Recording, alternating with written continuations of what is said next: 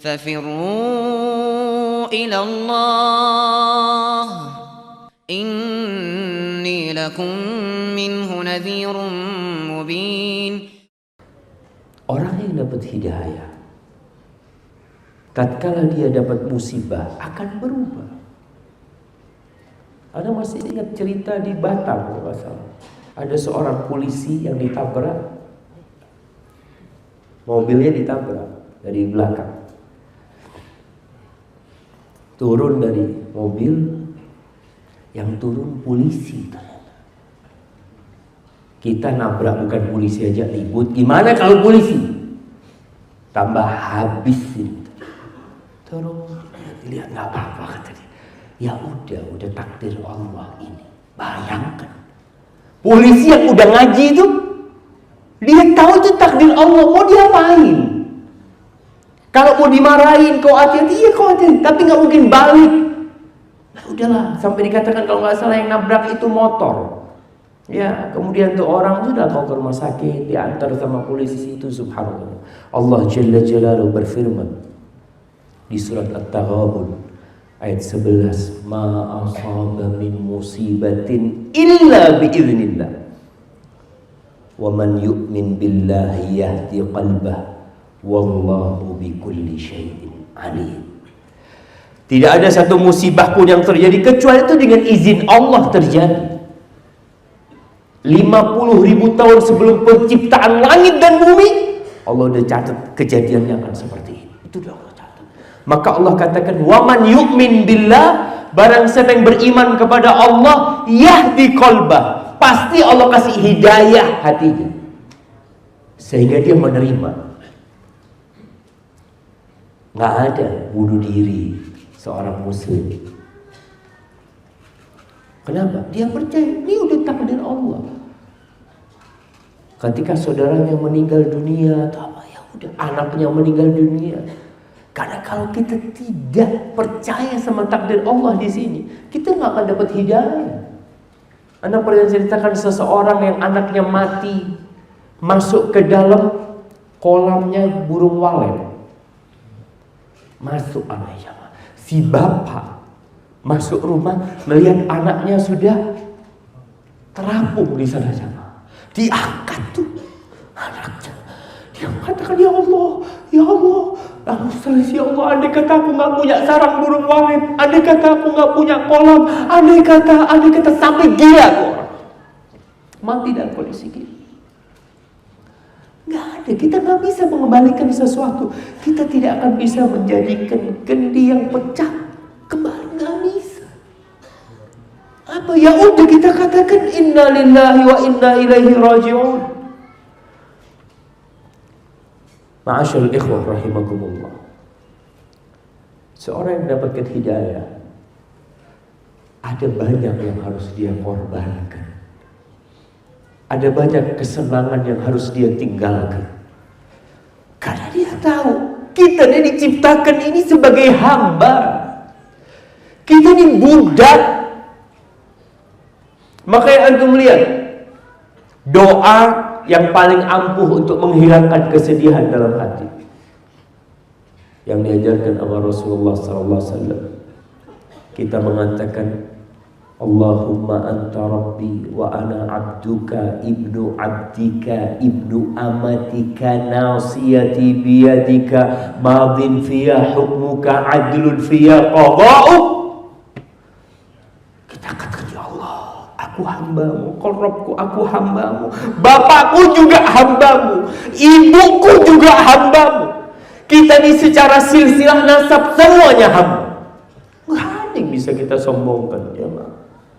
Kita pun hanya bisa mengikuti takdir Allah.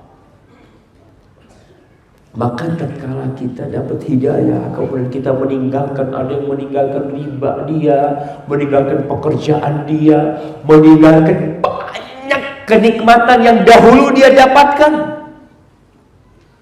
Itu diuji seorang hamba untuk dilihat benar enggak hidayahmu ini benar.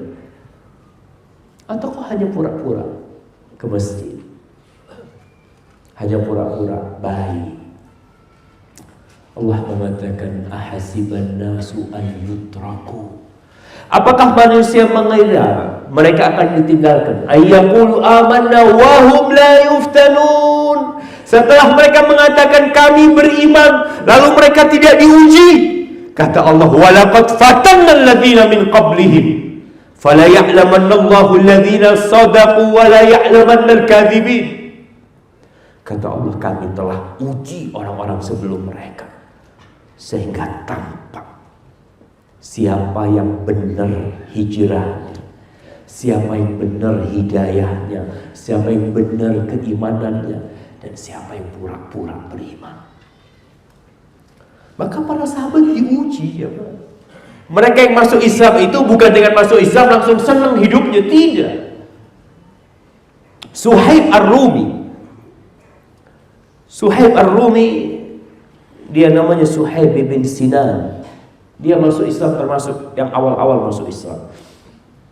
Dia dulu budaknya Abdullah bin Jad'an, lalu dibebaskan. Dia masuk Mekah dalam kondisi miskin, ya. Suatu hari dia datang ke rumahnya Al-Arqam bin Abil Arqam. Di situ di pintu itu ketemu sama Ammar bin Yasir. Ente ngapain di sini, kata dia? Aku ingin jumpai Muhammad sallallahu alaihi wasallam. Terus ya kepingin dengar dari dia. Ini salah satu pintu hidayah tuh, kita dengar. Kalau kita nggak mau dengar, susah siapa? Gimana kita mau dapat hidayah? Makanya ketika Mus'ab bin Umair diutus ke Madinah, datang tuh pemimpin kabilah Ansar.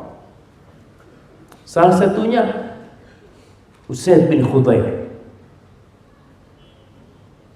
Ini Mus'ab bin Umair datang Usaid bin Khudair. Dia mengatakan dengan tombaknya, ente nih, kata dia, jangan menjelek-jelekkan Tuhan-Tuhan kami. Ente bawa agama baru di sini mau merusak agama kami. Katanya Mus'ab bin Umair, ya Abu Fulan, kau dengarkan dululah dari kita.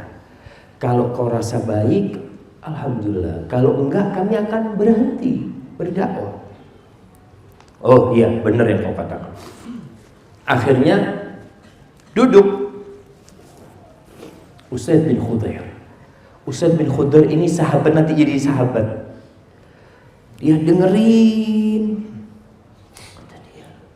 Setelah dia dengar, dia tanya, kalau mau masuk ke agama kalian itu gimana caranya? Bayangkan jam, dia datang dengan tombaknya mau merusak dakwah. Tapi ketika hidayah, dengerin dulu nih yang kita sampaikan nih, qala Allah, qala Rasul, kau dengerin. Tapi kalau kau udah nggak mau denger, ya udah, gimana mau dapat hidayah? Makanya musuh-musuh dakwah itu senantiasa berusaha untuk menghalangi orang mendengar Al-Quranul Karim, mendengar kebenaran. Akhirnya masuk Islam. Ketika masuk Islam, Usaid bin Khudair mengatakan, nih, aku akan bawa engkau ke tokohnya orang-orang Ansar. Kalau dia masuk Islam, satu kampung masuk Islam. Kata dia, benar, iya, berangkat. Siapa yang datang? Sa'ad bin Mu'adz. Ingat sahabat Nabi Usaid bin Khudair ini pernah dia baca Al-Quran, malaikat dari langit turun jamaah dengerin bacaan Usaid bin Khudair, seperti cahaya-cahaya yang bergantung. Kata Rasul SAW, itu malaikat yang dengerin bacaanmu, wahai Usaid. Sa'ad bin Mu'adz, siapa yang tidak dengar dengan Sa'ad bin Mu'adz? Yang tatkala dia meninggal dunia, arsy Allah bergetar. Akhirnya didakwain Sa'ad bin Mu'adz, masuk Islam Sa'ad bin Mu'adz. Ketika dia masuk Islam, dia balik ke kaumnya, dikumpulin kaumnya semua. Kata Sa'ad, haram bagi kalian untuk berbicara sama aku, yang besar, yang tua, semua yang perempuan, sampai kalian masuk ke agama Islam. Satu kampung masuk Islam semuanya. Subhanallah. Kisah Suhaib Ar-Rumi ngomong sama Ammar, aku kepingin dengar. Kata dia, ya udah, sama aku juga kepingin dengar. Akhirnya mereka masuk. Rasulullah SAW menceritakan apa itu Islam, maka kita pun masuk Islam. Suhaib Ar-Rumi. Lalu tatkala hijrah, ini dua orang masuk Islam disembunyikan keislamannya karena mereka orang-orang bukan orang-orang terpandang kan. Akhirnya sampai waktu hijrah. Hijrahlah Suhaib ke kota Madinah. Di tengah jalan dihadap oleh orang-orang kafir Quraisy. Suhaib mengatakan, "Ya ma'syar Quraisy, wahai orang-orang Quraisy, laqad alimtum anni min armakum rajul." Kalian tahu aku orang yang paling tepat sasaran kalau memanah. Wa imullah la tasiluna ilayya hatta armi bi kulli sahmin ma'i fi kinanati thumma adribakum bi sayfi wa la yabqa fi yadi minhu syai' fa aqdimu in syi'tu. Kata Suhaib, kalian tidak akan bisa sampai ke aku sampai anak panahku ini mengenai semua dari kalian. Setelah habis aku akan pakai pedangku mati-matian gitu. Atau kata Suhaib, kalau ente mau, ana kasih tahu uang ana di mana, harta ana di mana. Karena orang-orang kafir mengatakan, Suhaib, kau itu masuk ke kota Mekah miskin. Masa kau mau keluar Mekah bawa harta? Maka akhirnya mereka mau negosiasi. Mereka terima, oke, di mana harta? Dikasih tahu oleh Suhaib, hartaku di tempat ini, di rumahku dibawa, berangkat. Digali, ada hartanya. Berangkat Suhaib. Dengar Rasulullah SAW perdagangan Suhaib sama orang musyrik. Suhaib memberikan harta, tapi dia bawa Islam ke kota Madinah, dia bisa hijrah. Semua harta yang ditinggal sama Suhaib. Rasulullah SAW mengatakan Rabihal Bay. Datang nih Suhaib, jumpain Rasulullah SAW. Nabi mengatakan kepada Suhaib, Rabihal Bay Aba Yahya, Rabihal Bay Aba Yahya. Perdagangan yang menguntungkan, wahai Abu Yahya. Perdagangan yang menguntungkan. Faqala ya Rasulullah, ma sabaqani ilaika ahad wa ma akhbaraka illa Jibril. Wahai Rasulullah, siapa yang ngasih tahu engkau? Nggak ada orang yang tahu ini kecuali aku. Pasti Jibril yang ngasih tahu kepadaku. Maka turun firman Allah di surat Al-Baqarah ayat 207. Wa minan nasi man yashri nafsahu ibtigha'a mardatillah wallahu raufum bil ibad. Ada di antara hamba-hamba Allah yang membeli dirinya, dia beli jiwanya dengan hartanya dengan mengharapkan ridha Allah Subhanahu wa taala.